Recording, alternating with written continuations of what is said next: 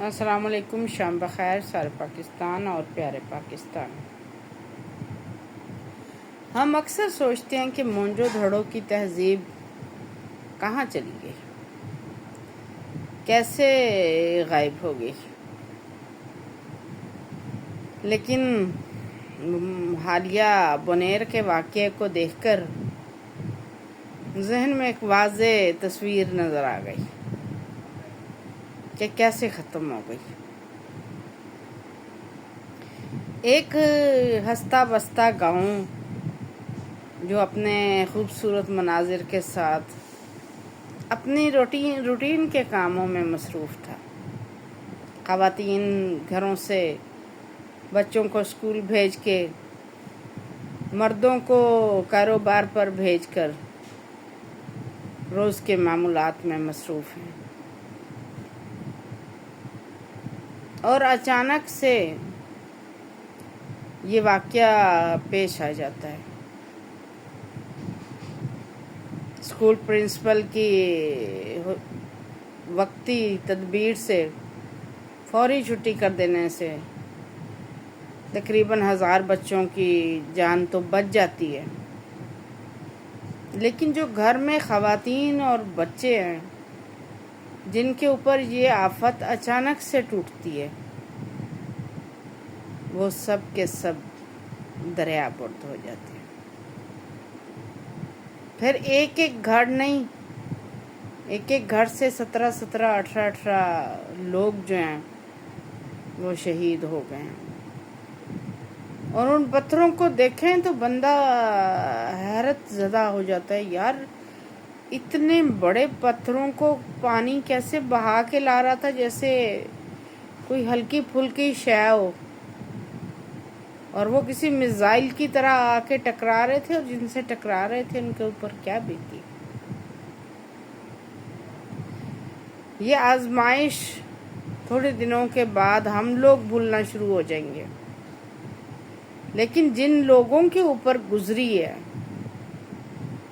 جن کا جانی نقصان خاص طور پہ ہوا ہے، مالی نقصان تو چلو انسان وقت کے ساتھ بھول بھی جاتا ہے، لیکن جن کے خاندان چلے گئے ہیں، یہ زخم کب بھریں گے؟ اور بونیر کی فضاؤں نے ایسے اعلان کبھی نہیں سنے ہوں گے جو اعلان بونیر کی فضاؤں نے سنے، اور بونیر کی فضاؤں کے یہ اعلان نہ صرف پورے پاکستان میں گونج رہے ہیں بلکہ پوری دنیا میں گونج رہے ہیں، اور دل جو ہے تکلیف سے، درد سے بھرے ہیں۔ اور اللہ کریم نے ہمیں سوچنے کا موقع دیا ہے، وہ جب چاہے ہمارے جیسوں سے اور لوگ لا کے بدل دے۔ آج بونیر کے اس وقت تک کے حساب کے مطابق 400 لوگ انتقال کر چکے ہیں، 600-700 لوگ زخمی ہیں، ابھی بہت سارے لوگ وہ ہوں گے جن کا پتہ ہی نہیں چل رہا ہوگا، کتنے جانور، کیا کچھ، ان کے گھر، مکانات، دکانیں، کاروبار، سب کچھ نیست و نابود ہو گیا۔ اور پھر اعلان ایسے دردناک، سب سے پہلا اعلان ہوتا ہے کہ قریبی گاؤں کے لوگوں آ جاؤ قبریں کھودنے کے، ہاتھ کم پڑ گئے ہیں۔ قبریں مرنے والے خود تو نہیں کھود سکتے تھے نا، اور جہاں پورے خاندان کے خاندان ہی چلے گئے، کوئی ایک دوسرے پہ افسوس کرنے کے لیے، کوئی ایک دوسرے کے اوپر رونے کے لیے بھی باقی نہ بچا، تو وہاں ان کی قبریں کون کھودتا۔ پھر دوسرا اعلان آتا ہے کہ کفن ختم ہو گئے ہیں، جہاں بھی میسر ہیں خدا را ہمیں کفن پہنچاؤ۔ اور ابھی اس اعلان کی گونج ختم نہیں ہوتی تو تیسرا اعلان ہوتا ہے کہ مرنے والوں میں زیادہ تعداد چونکہ عورتوں کی ہے، تو اے بستی کی بیٹیوں غسل دینے کے لیے ہسپتالوں میں پہنچو۔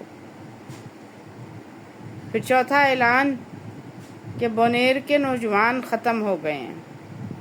ثوابی اور مردان والوں، اپنے جگر کے ٹکڑے دو، ہمارے کندھوں کو سہارا دو اور ہماری قبروں کو مٹی دو۔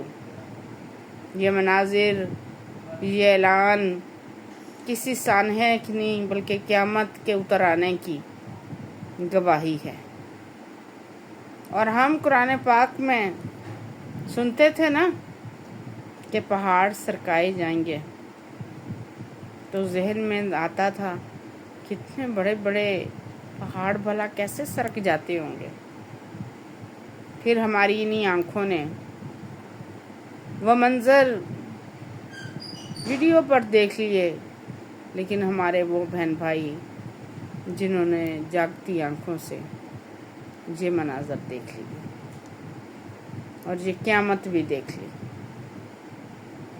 لیکن اس کے باوجود ہمارے اندر جہاں بہت سے لوگوں کی انسانیت جاگی جو دوڑے اپنے بہن بھائیوں کی مدد کے لیے، تو وہاں وہ سخت دل کے لوگ، وہاں وہ سنگ دل لوگ بھی موجود تھے